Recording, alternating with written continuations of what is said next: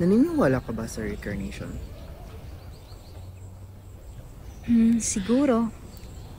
Kasi hindi sapat ang isang buhay para sa gantong klaseng pagmamahal. Oo nga no. Parang yung natutunan natin kay Sir Bacho, na hindi naging sapat ang isang buhay kay Rizal para sa pagmamahal niya sa bayan.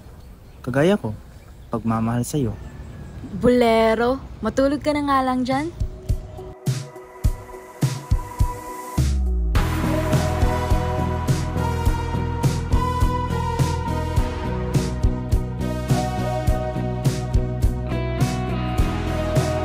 Naway gamitin mo ang iyong aking talino para sa nakabubuti at tama, Pepe. Ipinanganak ako sa isang pamilyang isinabuhay ang talino at dangal. Sigunda hatigbak. Kinagagal ako makilala ka at binibining. Anxious,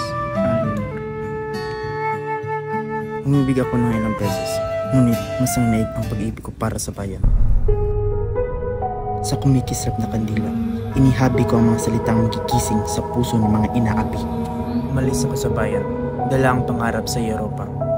Nakatagpo ako ng mga kaibigang kapanalig. Doon ko natutunang mas matalas ang tinda kaysa espada.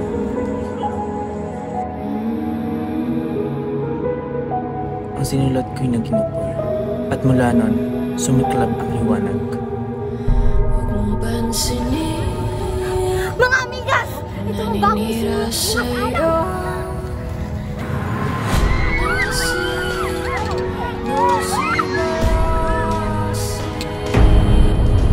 Adios, Patria Adorada. Minamahal kong bayan. Paalam. Adios, Dulce Extranjero. My friend, my joy.